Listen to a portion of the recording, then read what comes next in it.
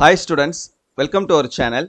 So 12th chemistry இந்த common second revision test 2025 இந்த வருஷம் நடந்த ஒரு அஃபிஷியலான கவர்மெண்ட் கொஷின் பேப்பர் நம்ம பார்க்க போகிறோம்.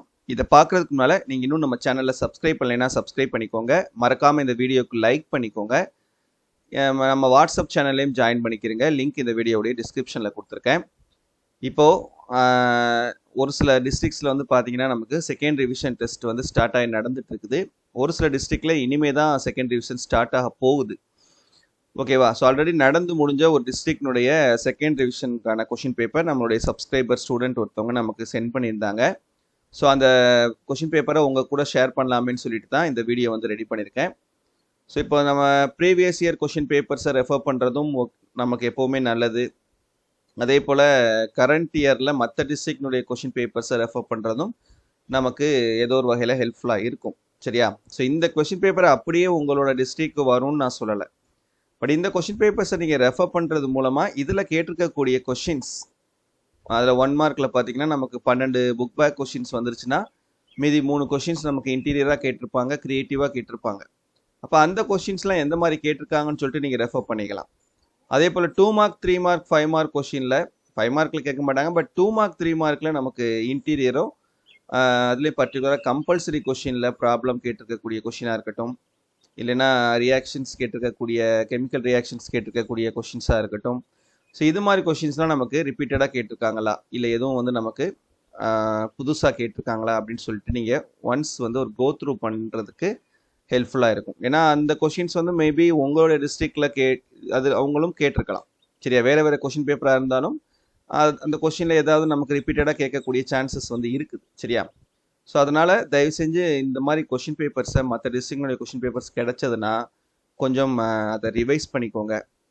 அதில் கொஷின்ஸ்லாம் எப்படி கேட்டிருக்காங்க. இது மேக்ஸிமம் நம்ம இந்த 2 மார்க் 3 மார்க் 5 மார்க் பொறுத்த வரைக்கும் நம்ம சேனலில் நம்ம இம்பார்ட்டன்ட் கொஷின்ஸ் கொடுக்குறோம் இல்லையா? ஒவ்வொரு எக்ஸாமுக்கும் நம்ம ஸ்டார்டிங்லேருந்து கொடுத்துட்ருக்கோம். இப்போ பப்ளிக் எக்ஸாமுக்கு இம்பார்ட்டன்ட் கொஷின்ஸ் நம்ம போட ஸ்டார்ட் பண்ணியிருக்கோம். எல்லா கொஷின்ஸுமே போயிட்டுருக்குது. ஸோ அதை ஃபுல்லாக நீங்கள் படிச்சிங்கனாலே போதும். கண்டிப்பாக பப்ளிக் எக்ஸாமில் நீங்கள் நல்ல மார்க்ஸ் ஸ்கோர் பண்ணலாம். நீங்கள் எந்த கிளாஸாக இருந்தாலும் சரி, 10th 11th 12th எல்லாருமே நீங்கள் பப்ளிக் எக்ஸாமில் நல்ல மார்க்ஸ் ஸ்கோர் பண்ணணும்னு நினச்சிங்கன்னா இப்போலேருந்தே நம்ம சேனலில் போடக்கூடிய ஒவ்வொரு கொஷினையும் நீங்கள் விடாமல் ஒமிட் பண்ணாமல் படிச்சுட்டு வாங்க. ஸோ கண்டிப்பாக நீங்கள் பப்ளிக் எக்ஸாமில் நீங்கள் எக்ஸ்பெக்ட் பண்ணக்கூடிய அந்த மார்க் அபோவ் 90 ஒவ்வொரு சப்ஜெக்ட்லையும் ஸ்கோர் பண்ண முடியும். ஸோ அதுக்கான சாத்தியக்கூறுகள் எல்லாமே இருக்குது. ஸோ தயவு செஞ்சு நம்ம சொல்லக்கூடிய கொஷின்ஸ் எல்லாத்தையுமே படிச்சுட்டு வாங்க. நம்ம சேனலை கடைசி வரைக்கும் ஃபாலோ பண்ணி சப்போர்ட் பண்ணிட்டு இருங்க. சரியா? இப்போ இந்த கொஷின் பேப்பர்லையுமே பார்த்தீங்க அப்படின்னா நம்ம சொன்ன இம்பார்ட்டன்ட் கொஷின் தான் மேக்ஸிமம் எல்லாமே. எந்த கொஷினை பார்த்தீங்கன்னாலும் நம்மளோட சொன்ன அந்த இம்பார்ட்டன்ட் கொஷின்லேருந்து தான் கேட்டிருக்காங்க. ஸோ அதனால் தயவு செஞ்சு தைரியமாக படிங்க. அந்த கொஷின்ஸை எதையும் ஒமிட் பண்ணிடாதீங்க. சரியா? நாமளே செலக்டிவாக ஒரு சில கொஷின்ஸ் தான் கொடுத்துருப்போம். அதில் நீங்கள் செலக்டிவாக கொஷின்ஸ் படிக்கக்கூடாது. நீங்கள் எல்லா கொஷின்ஸுமே படிக்கணும். சரியா?